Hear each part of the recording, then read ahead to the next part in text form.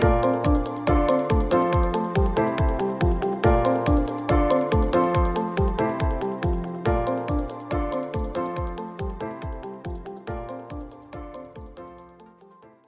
everyone, welcome back to another recap podcast from SNXweave, where we give quick weekly recaps of news and important updates from the previous week from the Spartan Council and core contributors, as well as discuss what the Grants Council and ambassadors are up to, so let's get started. SIP 249 was implemented last week. This SIP created a BNB perp market on Optimism. Caleb is confident that this will be a good feed, which should allow for relatively low fees. The SIPs for a futures market for the debt ratio, XMR, and Doge on Optimism have also been implemented. The team is now just waiting for SCCP 222 to pass and unpause BNB, Doge, and debt ratio. This is expected to happen this week. XMR, however, was a more contentious addition to these perp proposals, with Caleb explaining that the withdrawals between exchanges for XMR is unusual due to different policies on different exchanges. As for the OP perp SIP, the team is waiting for a bit of latency improvement before unpausing it. Debt migration is still a high priority right now, with Kane adding it's a hard dependency to get to the point where V2X can be shut down. Ali said they will be allocating additional resources to it after the direct integration work is done. SIP 252, which will update the SNX liquidation functionality to allow SNX escrow entries, is finished with its audit and is currently being staged for the next release. This SIP should be on testnet next week, and we should get an update on the expected mainnet release soon. There were also several SIP presentations last week, so let's briefly review them. The first was SIP 307, which was a representation of the router proxy architecture SIP. This SIP was presented by Ale and proposes the base architecture for the Synthetics v3 system, as well as all v3 related systems such as governance instances. This new architecture minimizes complexity during releases, provides a novel way of overcoming the EVM's smart contract size limits, and makes system upgrades very explicit to the community. It's essentially a diamond proxy. V2X uses the call function, and this new proposed architecture in v3 would use delegate call. Delegate call has some risks associated with it, such as the possibility of storage collisions, which can be mitigated with proper tooling. The next big consideration with proxies is where to put the upgradability code, with the options being in the proxy or in the implementation.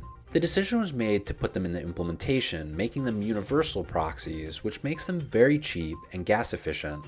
Ali also reviewed some of the updates in this new architecture.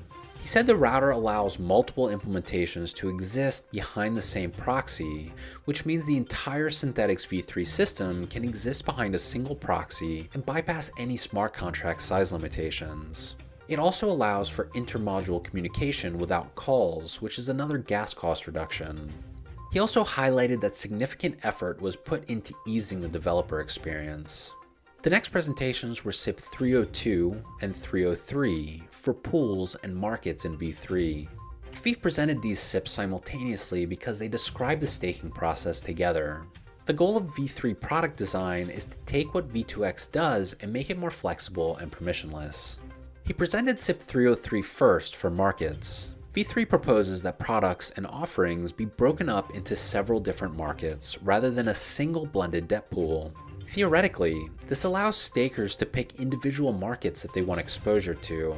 FIF said a good way to think about markets is as autonomous contracts that are transacting with end users or other protocols and just passing the associated debt or credit to stakers.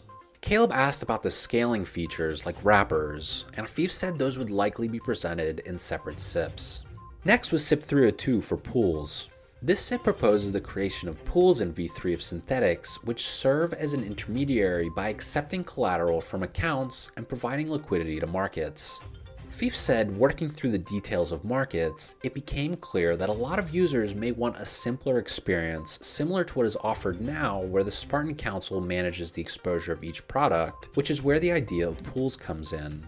The analog in v2 would be that there's a Spartan Council pool and everyone stakes to it. v3 will start out this way as well, but eventually, when pool creation is permissionless, users will be able to decide their allocation to different pools.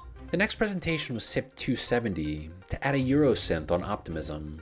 Gunbuzz presented this SIP, which proposes adding a Eurosynth on Optimism with a 15 basis point fee.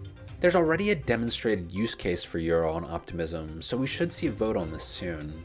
Moving on, the next presentation was SIP 304 for liquidations in V3. This SIP proposes a mechanism for liquidations in V3 where liquidated positions have their collateral and debt distributed among other participants in their vault. If an entire vault is liquidated, all or part of its collateral is seized by the system and sold to repay it. This is similar to the current liquidation mechanism, but applied to the proposed permissionless pool model. Liquidations would be socialized among participants in individual pools, which silos risk. Tara asked if there's anything stopping a market actor from joining a pool just prior to liquidation to get discounted collateral. Now, Fief answered saying no, but that's not necessarily a bad thing because it would mean more liquidity being added to a market in crisis. And worst case, the implications are no worse than the prior liquidation dynamic. In Grants Council updates, the team is considering the parameters for a possible NFT mint whitelist and has met with the Universe team to hash out the details for this. Mike noted, however, that the performance of a whitelist mint could impact the performance of the main mint, which is something to consider. The plan is for these NFTs to be sold to generate more funds for the Grants Council. Next, the wrapper site is fully up and operational, and while capacity is already full, the UI can still be used to unwrap. Lastly, in other ongoing grants work, designer Jade has begun work on the design for the loans UI.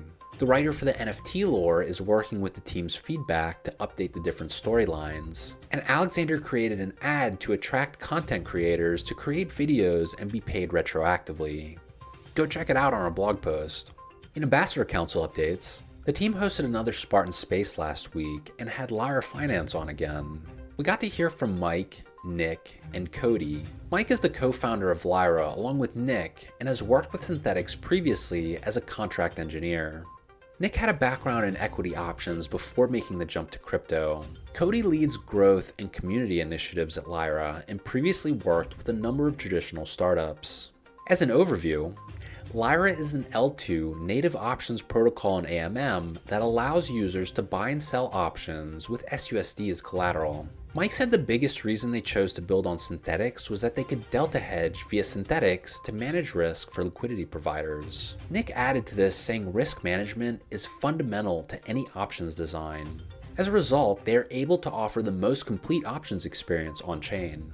The ambassadors then asked what they learned from Lyra V1. On the trader side, they learned that not allowing users to partially collateralize options presented a significant UX challenge. And on the LP side, instant liquidity allows expirations to be listed as far as 3 months out on Avalon. Nick said V1 was a great product, but Avalon is just a much more complete offering. And he continued saying the lane for DeFi options is wide open and we have an opportunity to take a big share over the next few months.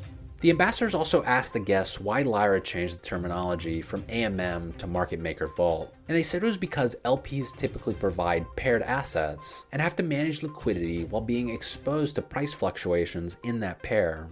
At Lyra, LPs just provide stable coins that are then traded on Synthetics to collateralize option positions. As of now, Lyra's roadmap for the remainder of 2022 is looking packed. The BTC Vault just launched, and their big priority over the next few months is onboarding as many traders and integrators as possible. This is where the Grants Council comes in, and they'll be focused on funding projects that will build the trader base. The more trading strategies being executed on top of Lyra, the better. But the broader goal is of course to build revenue and Lyra's brand as a DeFi options and liquidity venue. The call also included discussion regarding the OP distribution, the Lyra and D-Hedge partnership, and some fun questions about the Lyra team, so don't forget to catch the recording in case you missed it. And that's it for today's updates. Be sure to check out our weekly recap blog post, share this podcast link, and let us know what you think and what you'd like to hear more about from SNXweave. Thanks for listening.